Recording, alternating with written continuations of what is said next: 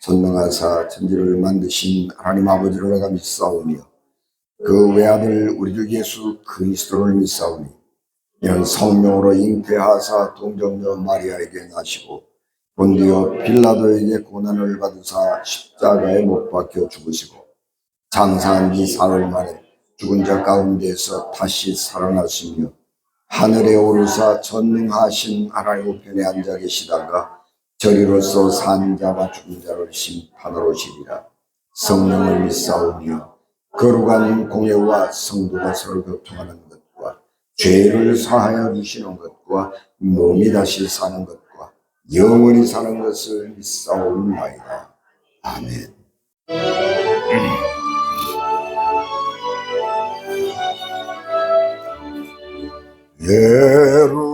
예루살렘 아이들 주님 찬송하였네.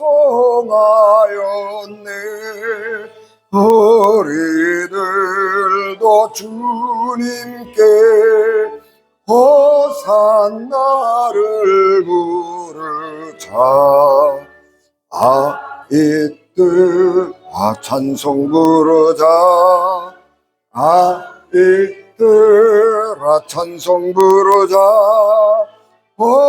호산나 호산나 우리 임금 예수님 주의 사랑 배우고 주의 말씀 배우니 마음과 뜻을 다하여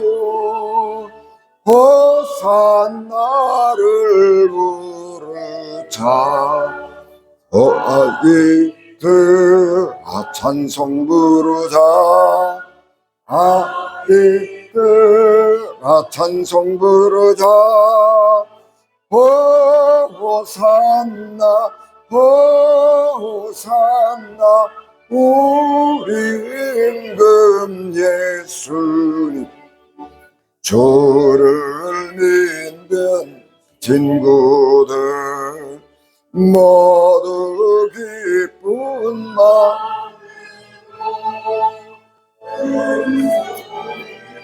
마음으로 주님께 호산나를 부르. 아이들아 찬송 부르자. 아이들아 찬송 부르자. 호산나 호산나 우리 임금 예수님.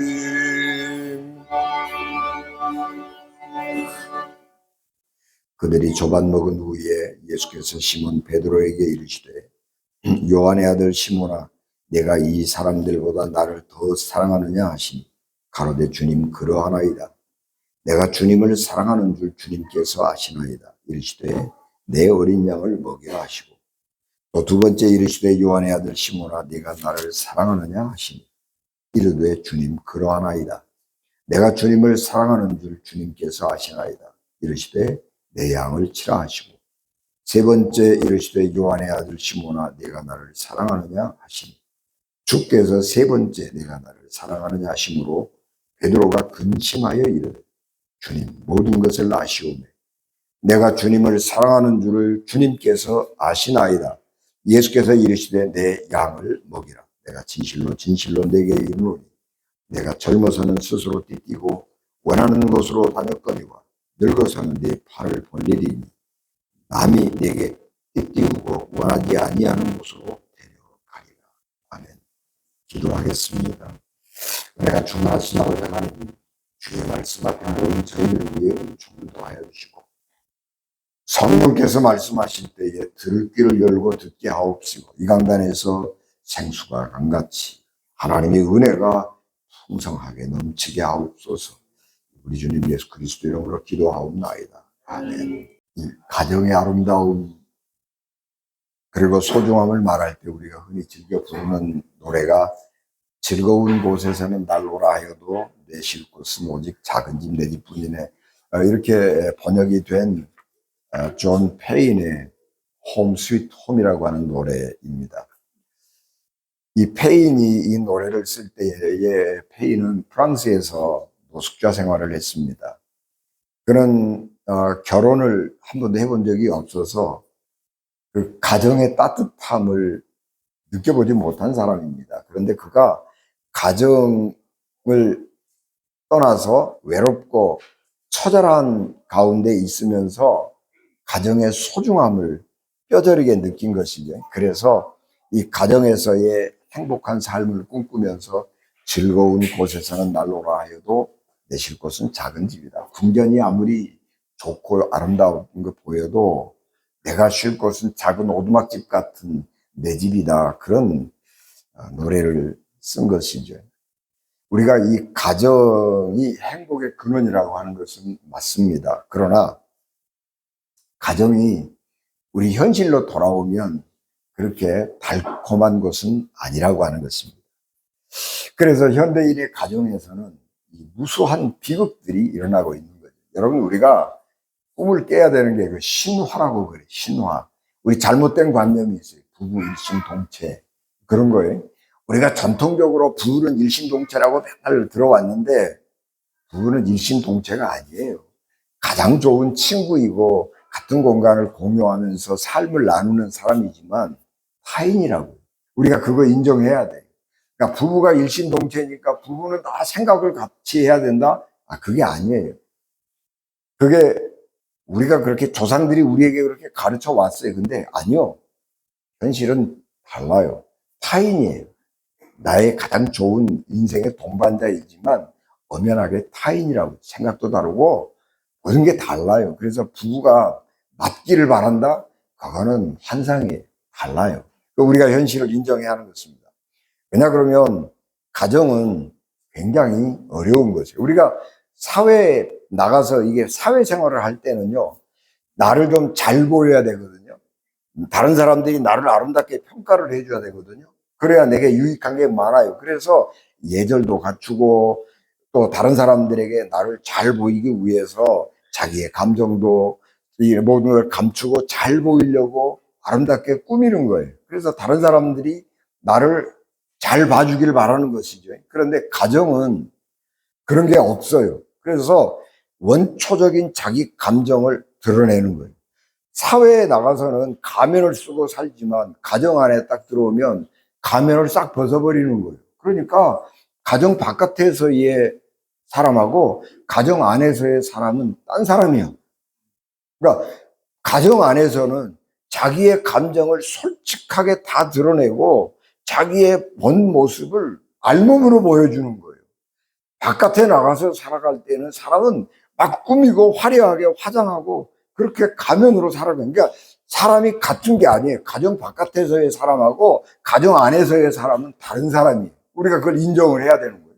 그러니까 그것을 우리 아빠는 왜 바깥에서는 굉장히 젠틀한데 집안에 오면 달라지냐? 그렇게 얘기하는 것이 불만일 수도 있지만 그게 사실이에요. 그걸 우리가 인정하고 살아가야 하는 것입니다. 그래서 이 가정이라고 하는 것은 그런 원초적인 자기의 감정을 솔직하게 드러내는 것이기 때문에 가정 안에서의 이 감정의 충돌은 잦고 갈등이 생겨나게 됩니다. 이 모든 관계에서 세상은 다 관계로 이어지잖아요. 근데 그 모든 관계에서 갈등의 원인은 뭐냐 그러면 받고 싶은 것과 주고 싶은 것의 차이에서 생기는 거예요. 가정 안에서 부모로서 자녀에게 주고 싶은 게 있단 말이에요. 그런데 가정 안에서 자녀로서 부모에게 요구하는 것이 있고 받고 싶은 것이 있어요. 그런데 그게 달라요. 아버지는, 어머니는 인생을 먼저 살아봤잖아요. 내가 살아보니까 이게 중요하더라. 그러니까 자녀들한테 그걸 주고 싶은 거예요. 근데 자녀는 안 살아봤잖아요. 현재가 중요한 거예요, 현재. 현재 내게 필요한 거, 이거 달래는 거예요. 그러니까 안 맞죠. 미래를 보고 생각하고 주려는 사람하고 현재 필요한 것을 달래는 자녀하고는 안 맞는 거예요. 그래서 갈등이 일어나는 거예요. 여러분, 우리가 착각하면 안 되는 거예요. 우리 자녀들이 가정에서 다 문제가 없이 잘 살아가니까 우리 아이들 잘 컸어. 나는 좋은 부모였어.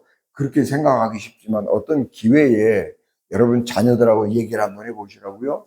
자녀들 마음속에 나를 향한, 부모를 향한 그렇게 많은 불평과 불만, 심지어는 원망, 분노 이런 것들이 쌓여 있는 것을 보게 되면 깜짝 놀라는 거예요. 그래서 이게 우리 현실들을 잘 봐야 되는 거예요. 그러므로 중요한 것은 뭐냐 그러면 내가 사랑하고 살아가는 것 그것도 굉장히 중요하지만 정말 우리가 신경 써야 되는 것은 이런 갈등을 어떻게 잘 관리해야 되느냐. 이런 갈등들을 잘 관리해서 어떻게 행복하고 아름다운 가정을 만들 수 있을 것이냐에 대해서 연구를 많이 하고 공부를 많이 해야 하는 것입니다. 부모와 자녀의 욕구가 서로 다르기 때문에 어떤 부모도 자녀에게 완벽한 자녀일 수 없고 어떤 자녀도 부모에게 완전한 자녀일 수가 없는 거예요. 그 속에 그런 게 있지만 오랫동안 아름다운 사랑의 관계를 유지해왔고 그 사랑을 신뢰하기 때문에 그런 불만들을 그냥 묻어놓고 그냥 넘어가는 거예요. 이 가정 안에서 갈등이 생기면 굉장히 위험합니다. 왜 그러냐 그러면 가정 안에서는 권력 관계가 확연하게 드러나는 거예요. 사회에서는요, 이 권력 관계가 충돌을 하면 복수할 수 있는 방법이 많아요. 그런데 가정 안에서는 이 권력 관계가 너무나 뚜렷하기 때문에 복수할 수 있는 방법이 별로 없어요. 여러분, 부모와 자녀 간의 이 권력 관계에서 부모는 철저하게 강자고 자녀는 철저하게 약자요. 부모가 아무리 폭력을 휘둘러도 자녀는 부모에게 복수할 수 있는 방법이 없어요. 그러니까 이런 권력 관계가 확실하기 때문에 이 철저하게 강자의 위치에 서 있는 부모는 자기가 가지고 있는 경제력, 신체적인 능력 이런 거를 가지고 자녀를 억압하기가 쉬운 거죠.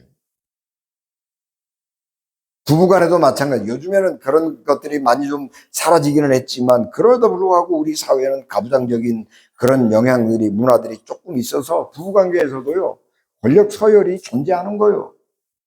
그래서 어떤 한 사람이 그런 권력을 가지고 있잖아요.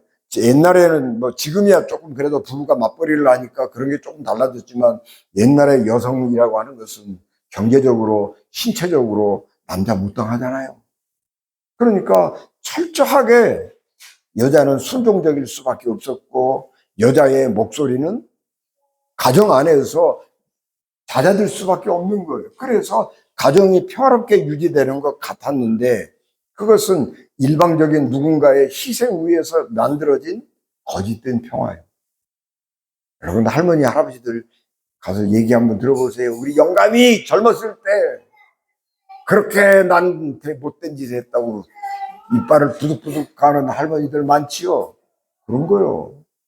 그래서 이게 회복이 불가능할 정도로 상처를 가지고 살아가고 있는 것이 가정이어서 가정에서 문제가 생기면 평화적으로 해결하기가 굉장히 어려울 때가 많이 있습니다.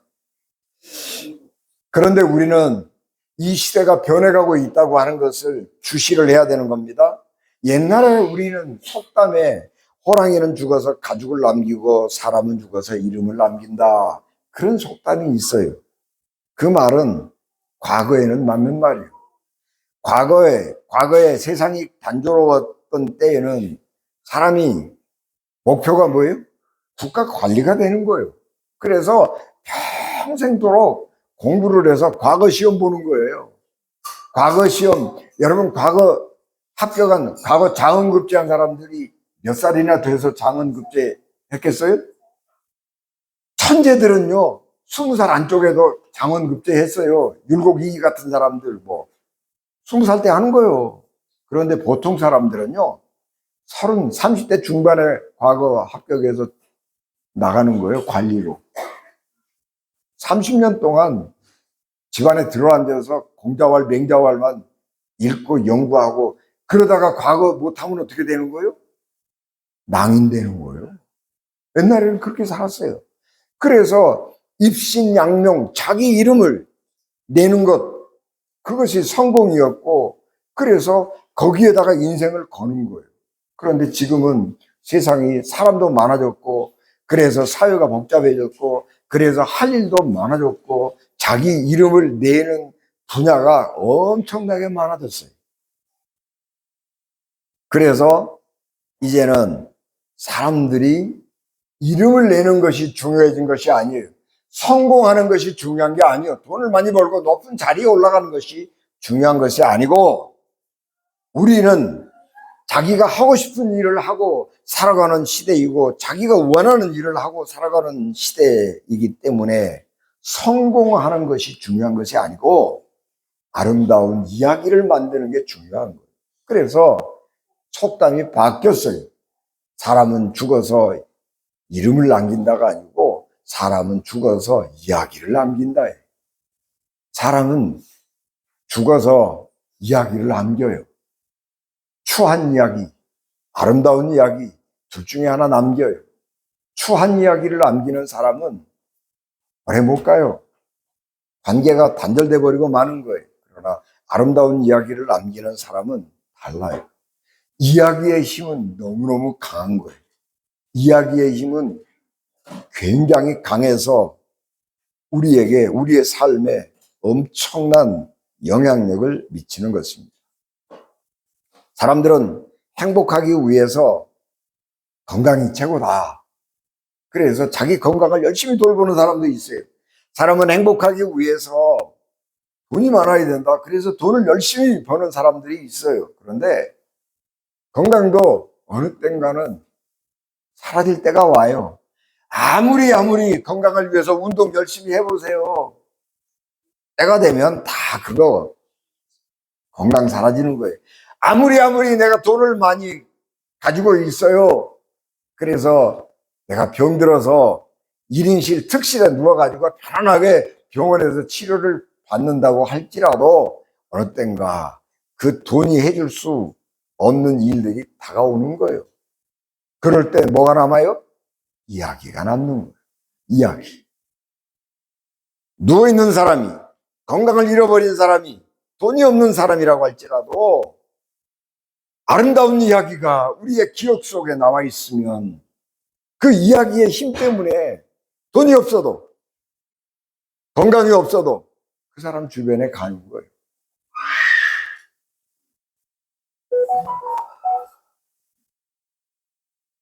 이야기의 힘은 생각보다 훨씬 강력합니다. 그래서 기억 속에 담긴 아름다운 이야기가 많은 사람은 행복한 거예요.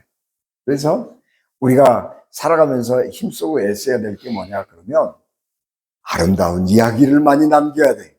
다른 사람들하고 살아가면서 우리의 기억 속에 아름다운 이야기를 많이 이렇게 만들고 담을 수 있도록 그렇게 살아가야 하는 것입니다. 지금은 부활절기죠. 우리 교회력은 부활절을 지나서 성령 강림절로 향합니다. 그러나 우리는 5월이 되면 예수님 부활 얘기가 쏙 들어가 버리고 가정에 대한 이야기로 담론이 바뀌어요. 그래서 교회 강단이 다 5월이 되면 가정에 대한 이야기, 자녀에 대한 이야기, 목사님들이 어린이 주일이면 어린이 설교하느라고, 또 부모님 주일 되면 효도에 대한 설교하느라고 열심히 머리를 써요. 자녀 교육의 전문가가 아니어도 목사님이 교육 전문가, 교육은 이렇게 하는 거야 뭐 그렇게 하고, 자기는 효도하지도 못하면서 효도는 이렇게 하는 거예요. 그러고 열심히 떠드는데 자기도 모르는 소리 막 떠드는 거예요. 목사님들이 뭐 기독교 교육 뭐 학교 다닐 때 조금 했지만 교육에 대해서 뭘 알아요? 심리학에 대해서 뭘 알아요? 몰라요. 근데 다 아는 척하고 떠드는 거예요. 성경에는 자녀 교육은 뭐예요? 애를 때리라고 성경을 가르치잖아요. 그거는 안 돼요. 지금은 시대가 변했다고요. 그래서 이제 그렇게 담론이 바뀌어요. 그래서 우리 사회가 목회자들에게 공부를 많이 하라고 강요를 하는 거예요. 그래서 목사님이 설교를 열심히, 어린이주일 설교를 열심히 했는데, 목사님 택도 없는 소리 하지 마시오. 세상하고 맞지도 않는 얘기. 그러면 교인들이 귀 닫아버리는 거죠. 어려운 거예요. 하여튼, 그렇지만, 부활하신 예수님과 제자들 사이의 아름다운 이야기는 이 5월에도 지속이 되고 있습니다. 예수께서 부활하신 후에 낙심하고 두려워 떠는 제자들을 찾아다니시면서 열심히 내가 살아났다, 내가 지금도 살아있다, 그런 것을 증거하시면서 제자들에게 새로운 사명을 주셨습니다. 그 중에 가장 아름다운 이야기, 그것이 오늘 우리가 봉독한 갈릴리 호숫가에서 예수께서 제자들과 만난 사건입니다. 예수님이 돌아가셨습니다. 그래서 제자들이 갈피를 잃어버렸습니다. 그리고 그들은 자기에게 익숙한 옛 직업 물고기 잡는 일로 돌아가서 밤새도록 갈릴리 호수에서 고기를 잡았습니다. 어느 날 아침 밤샘 노동으로 피곤함, 그리고 아침 찬 공기, 습도 높은 그 호수 위에 차가운 한기가 제자들의 몸을 휘감은 그 새벽에 예수님께서 갈릴리 호숫가에 나타나셨습니다. 숯불을 피우시고 아침 조반을 준비하셨습니다. 그리고 고기잡이를 마치고 호숫가로 나온 제자들에게 얘들아 이리 와라. 그렇게 모이시고 너희들 고기 잡은 거 있지? 몇 개 가져와라. 그래서 예수님이 손수 피우시고 마련해 주신 그 숯불 위에 제자들이 잡은 고기 몇 마리를 더 얹어서 굽고 아침 식사를 제자들이 먹을 수 있도록 예수님께서 아침 식사를 준비해서 주었습니다. 식사를 마치고 예수께서 베드로에게 묻습니다. 베드로야, 네가 나를 사랑하느냐? 그리고 3번 묻는 거예요. 예수님께서 베드로에게 네가 나를 사랑하느냐? 그렇게 왜 물으셨을까요? 예수님께서 베드로를 만나면 하고 싶은 얘기가 너무너무 많을 거예요. 베드로도 예수님을 만나면 하고 싶은 얘기가 너무너무 많을 거예요. 베드로는 언제나 예수님에게 자기를 잘 보이고 싶었던 사람. 그래서 언제나 예수님이 물으면 가장 먼저서 앞서서 빠르게 예수님 마음에 쏙 들도록 대답을 한 사람이에요. 예수님에 대한 신뢰, 예수님에 대한 존경, 사랑, 그런 것들을 가장 정확하게 말로 표현해서 예수님께 보였던 사람이에요. 예수님이 잡히시기 전날 밤에도 너희가 나를 버릴 것이다 그렇게 말씀하실 때에 베드로는 장담했어요. 선생님 그런 말씀 마십시오. 나는 절대로 예수님 곁을 안 떠날 것입니다. 그렇게 장담했습니다. 자기는 절대로 예수님을 배반하지 않을 것이라고 확신했습니다. 그런데 예수께서 그런 말 하지 말아라. 네가 새벽닭 울기 전에 3번 나를 부인할 것이다. 그렇게 얘기했습니다. 베드로가 그 말 안 믿었어요. 내 성격을 내가 아는데? 내 성격 내가 안다고요. 나는 절대로 선생님 배반 안 해요. 그렇게 장담을 했는데 정말로 빌라도의 집에서 불 쬐고 있다가 지나가는 하인들이 여자 하인이 너 저 사람 아냐? 모른다고 팔팔 뛰고 부인했잖아요. 3번이나 예수님이 예언하신 것처럼 3번이나 부인했잖아요. 그게 너무너무 가슴이 아파서 밖에 나가서 통곡했어요. 내가 이런 사람밖에 안 됐구나. 내가 결국은 이 정도밖에 안 된 사람이었구나. 그런 후에 자기 정체성을 확인하고 나가서 밖에 나가서 너무너무 통곡하고 울었어요. 그러니까 예수님을 만나면 베드로가 할 말이 너무너무 많을 거예요. 그런데 예수님은 베드로를 만나서 네가 나를 사랑하느냐? 그거 한 가지 물으시는 거예요. 너 왜 그랬냐? 내가 너 그렇다고 말하지 않았냐? 그리고 예수님도 할 말이 너무 많겠지만 아무 말하지 아니하고 제자 베드로에게 변명 들으려고 하지도 않으시고 내가 너를 용서한다 그런 얘기도 안 하시고 네가 나 사랑하느냐? 그러고 묻는 거예요. 그리고 베드로 속에 있는 사랑을 확인하고 베드로가 예수님에 대해서 너무너무 부끄럽잖아요. 자기 자신에 대해서 너무 실망했잖아요. 그래서 예수님에 대해서 가졌던 사랑과 신뢰가 다 땅에 떨어져 버리고 내가 결국 이 정도밖에 아니었구나. 그런 자기 신뢰성마저도 땅에 떨어져 버리고 자기 자존감도 땅에 떨어져 버렸을 터인데 그 베드로의 마음속에 불러일으키는 거예요. 사랑. 너 나 사랑하냐? 그러고 물으면서 뭘 회복하는 거예요? 관계를 회복하는 거예요. 마음속에 서먹서먹하고 있던 그런 관계가 아니고 너 나 사랑하느냐? 예, 내가 누구보다 예수님도 사랑합니다. 그 고백을 하면서 베드로와 예수님의 관계는 완전하게 회복되는 거예요. 여러분, 예수님이 숯불을 피워놨잖아요. 거기다 물고기 구웠잖아요. 추운 아침에 그 따뜻한 숯불, 화롯가에, 난로가에, 모닥불가에 앉아서 몸이 따뜻해질 때 몸도 나른해지잖아요. 몸이 따뜻해지는데 거기에 예수님과의 관계가 회복되면 마음도 따뜻해지는 거예요. 몸과 마음이 따뜻해지는 그 자리, 거기에서 새로운 하나님의 역사가 시작이 되는 것입니다. 사람은 실패하고 그 실패를 통해서 얻어진 교훈도 있고 깨달음도 있거든요. 그 사람이 실패를 하고 그 실패를 잘 돌아보면 거기에서 얻어지는 삶의 통찰력이 굉장히 많아요. 그러니까 실패한 사람에게 가면 삶의 지혜가 있는 거예요. 성공한 사람에게 가면 삶의 지혜가 있을 것 같으죠? 아니요. 실패한 사람에게 가야 삶의 지혜가 있는 거예요. 그런데 그 삶의 지혜가 실패를 통해서 얻은 지혜가 사람을 구원하지 못해요. 예수님은 그걸 알았습니다. 사람을 구원하고 사람에게 새 힘을 주고 사람을 새롭게 하는 힘은 뭐예요? 사랑에 있는 거예요. 그 사랑으로 인해서 관계가 회복될 때 사람은 새로운 사람으로 거듭나는 것입니다.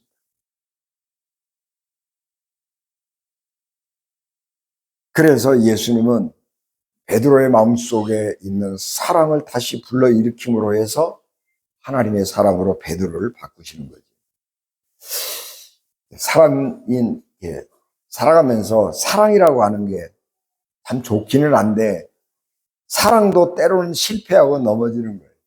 왜냐 그러면 사랑도 감정이어서 그래요. 한때는 저 사람이 나의 모든 것이고 저 사람하고 살아가면 내가 밥을 굶어도 좋을 것 같고 추운데 그냥 이불이 없어도 따뜻할 것 같고 그래서 불같이 뜨겁게 사랑하고 결혼을 하는데 살다 보니까 음해 아닌가벼. 내가 저 사람 잘못 생각했어. 그렇게 생각하고 낙심할 때가 있단 말이에요. 그러면 사람들은 어떻게 하는 거예요? 그 사랑을 철회해버려요. 그리고 각각의 길을 가는 거예요.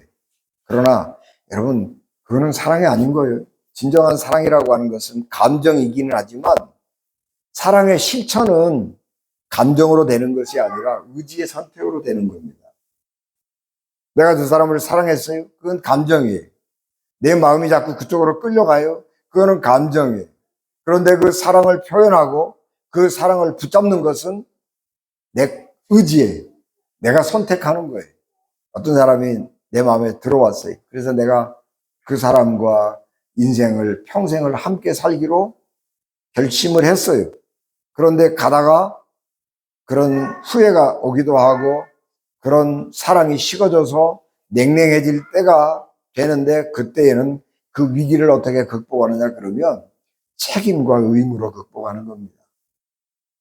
결혼했어요? 결혼을 하면서 서약했잖아요. 가난하나 부할 때나 병들 때나 건강할 때나 죽음이 우리를 갈라놓을 때까지 그리고 결혼 서약을 했어요. 그러니까 그건 뭐예요? 내가 세상에 수없이 많은 사람들이 있고 남자가 여자가 있는데 나는 온 세상에서 이 사람 하나만을 사랑하고 살겠다고 내가 결심한 거예요. 세상에 모든 여자가 있는데 그 중에 나를 사랑하는 여자가 많이 있었는데 그 중에 한 사람을 딱 집어가지고 나는 너만 사랑하고 살 거야. 그래서 세상의 모든 여자를 다 포기했어요. 그리고 결정한 게 결혼이요. 그렇기 때문에 내가 선택했잖아요. 내가 책임져야 되는 거예요. 내 앞에 있는 사람은 뭐예요? 내 앞에 있는 사람은 내가 사랑하기로 결심한 사람이에요.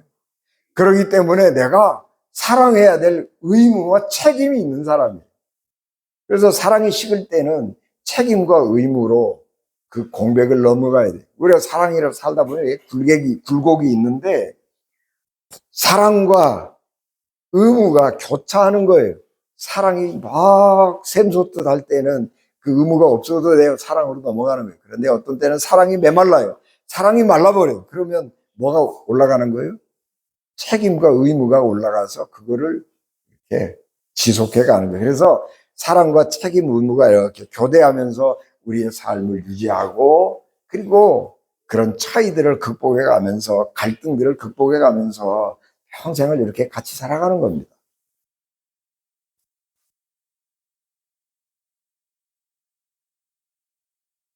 그래서 이제 우리가 이제 그런 아름다운 이야기로 만들어 가야 되는데 우리가 관계 속에서 그렇게 가면서 우리가 그 관계를 아름다운 이야기로 채우려고 할 때에 그 관계 속에 뭐가 있어야 되느냐 그러면 사랑과 섬김이 있어야 되는 거예요. 관계가 사랑과 섬김 이것으로 채워지지 않으면 그 관계는 아까 얘기한 것처럼 권력 관계로 변해버리는 거예요. 그래서 사람이 이렇게 관계가 비정상적으로 바꾸어져 가게 되는 것입니다. 사랑과 섬김은 사람을 평화로운 관계 속으로 인도하고 아름다운 이야기를 창조하는 것입니다. 예수께서 뿔뿔이 흩어진 제자들을 찾아다니면서 두려움과 낙심 가운데 있는 사람들에게 변함없는 신뢰 그리고 사랑 그런 것들을 제자들에게 보여주었습니다. 그래서 제자들이 예수님에 대한 사랑과 신뢰를 회복하고 하나님의 사람으로 거듭나게 되는 것입니다. 제자들이 예수님으로부터 받은 평화는 책망이 아니라 예수님이 보여주신 사랑과 섬김 때문이었습니다. 예수님께서 선생님이잖아요. 그런데 제자들에게 발을 씻겨주셨잖아요. 선생님이잖아요. 그런데 호숫가에 따뜻하게 모닥불을 피우고 아침 식사를 준비하고 제자들을 초대하는 거예요. 그래서 야, 같이 먹자. 그리고 추운 몸을 녹여주고 얼어붙은 마음속에 사랑의 불길을 지피는 거예요. 그래서 아름다운 이야기를 지속해 갈 수 있고 만들어 갈 수 있게 만든 것입니다. 그래서 우리 사이에서 가족 사이에서 특별히 사랑과 섬김이 필요한 것입니다. 모든 관계에서 그렇게 필요하지만 특별히 내 사랑과 섬김을 드러내고 표현하고 실천해야 될 것은 가정 안에서 이루어진 관계들입니다. 뿐만 아니라 이 가정 안에서 아까 갈등의 원인이 주고 싶은 것과 받고 싶은 것이 다른 차이에서 온다고 그랬잖아요. 우리가 그런 차이가 존재할 수밖에 없는 거예요. 그런데 그런 갈등을 어떻게 극복하느냐 그러면 사랑을 줄 때에 내가 원하는 것이 아니어도 주는 사랑은 감사함으로 잘 받아야 돼요. 사랑은 주는 것이 아니라 잘 받는 것도 기술이에요. 그래서 내 마음에 안 드는 사랑, 내가 원하지 않는 사랑이라고 할지라도 주면 감사함으로 받아야 돼요. 남자들은 살림살이가 안 해봐서 잘 모르기도 하고 서투르잖아요. 그래서 아내 입장에서 생각해 보면 남편이 하는 일이 마음에 안 들 때가 굉장히 많아요. 그러니까 남편이 뭔 일 하고 나면 자기가 뒷정리 또 해야 되거든요. 그러니까 막 구박한다고요. 그렇게 하려고 그러면 하지 말어. 그렇게 얘기하는 거예요. 근데 그러면 안 돼요. 그러면 다시는 안 해줘요. 그러니까 내 마음에 안 들었어도 해주면 감사함으로 잘 받아요. 부족한 게 있으면 슬그머니 내가 채우면 돼요. 쓰레기를 버렸는데 뒤가 지저분하게 남았어요. 그러면 슬그머니 빗자루로 내가 쓸어서 치우면 돼. 그리고 치워준 것은 잘했다고 칭찬을 주면 되는 거예요. 고맙다고 말하면 되는 거예요. 그래서 이 부족한 것은 내가 채우고 준 사랑, 보여준 사랑에 대해서는 감사함으로 받는 것입니다. 그게 기술이에요. 이 마틴 셀리그만이라고 하는 사람이 긍정심리학을 이렇게 표방한 사람인데, 이 마틴 셀리그만과 함께 이 조지 베일런트라고 하는 사람도 긍정심리학의 대부이거든요. 조지 베일런트는 하버드 대학에서 인생 종단 연구를 아주 대대적으로 했던 사람이에요. 한 50년씩 한 사람을 이렇게 추적해 가면서 연구를 하고, 그리고 이제 그런 과정의 책들을 이렇게 쭉 펴냈습니다. 우리나라 말로는 행복의 완성, 이제 그런 책으로 이렇게 번역이 돼서 나오게 됐는데, 이 조지 베일런트가 강조하는 것은 뭐냐 그러면 인간의 행복의 핵심은 사랑과 긍정의 감정이라는 거예요. 긍정의 감정. 내 마음에 안 들어도 그거를 긍정하는 거예요. 그리고 감사하고 축복하는 거예요. 그래서 사람, 요새 이제 문학치유라고 하는 그런 분야가 새로 나오는데, 상처받은 사람들의 마음을 어떻게 치유하느냐 그럴 때 감사일기를 쓰게 하고 축복일기를 쓰게 하는 거예요. 오늘은 뭐뭐가 고마웠다, 감사했다. 그래서 내가 누구를 축복한다. 그런 일기를 쓰게 만드는, 그렇게 그것이 마음을 치유하는 방법으로 대두되는 것입니다. 그래서 중요한 것은 내 기준에서 모든 것을 평가하고 판단하고 그런 게 아니고, 세상을, 내가 모든 것들을 다정한 시선, 따뜻한 시선으로 바라볼 수 있어야 하는 것입니다.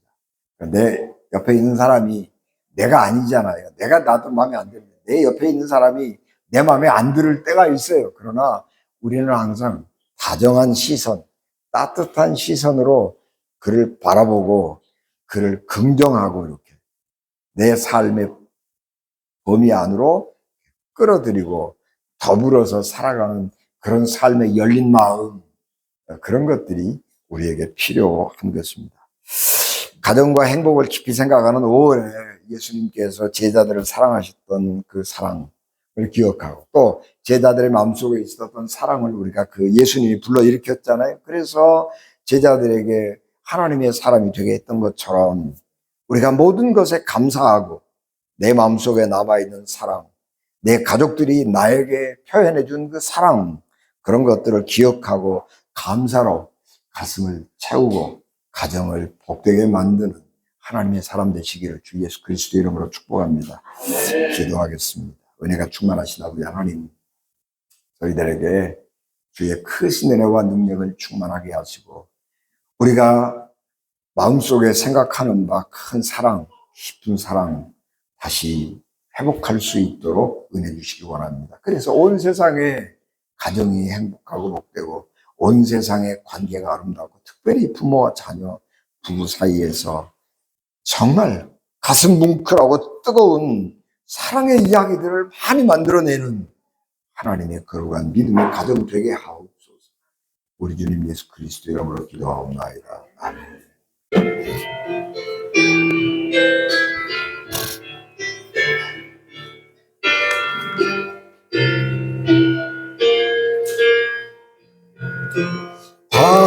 당신은 행복한 사람, 하나님의 영상, 주님이 좋아하시는 참 좋은 사람. 당신은 복 있는 사람, 하나님의 자녀, 주님이 감탄하시는 참 좋은 사람. 당신을 바라보고 있으면 너무너무 행복해.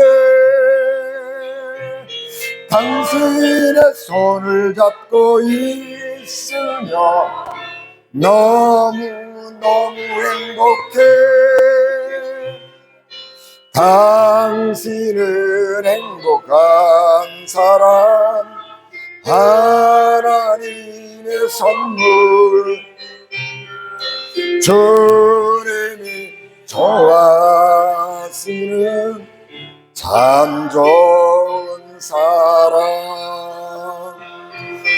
당신을 바라보고 있으면 너무너무 행복해. 당신의 손을 잡고 있으면 너무너무 행복해. 당신은 행복한 사람, 하나님의 선물. 주님이 사랑하시는 참 좋은 사람. 지금은 그의 머리가 되시며 우리를 끝까지 사랑하시되 책망보다 사랑으로 회복시키시는 우리 주 예수 그리스도의 은혜와 부족하게 연약한 우리를 향하여 끊임없이 사랑을 확인하시며 다시 사명의 자리로 부르시는 하나님 아버지의 크신 사랑하심과 우리의 마음을 새롭게 하시고 사랑으로 응답하시는 성령님의 감동과 기쁨 충만하시니 홀로 어린 주인을 맞아 주님의 사랑 안에 자라기를 소망하는 이 땅의 다음 세대와 책망보다 사랑으로 자녀를 세우기를 결단하는 모든 이 땅의 부모들과 주님의 무릎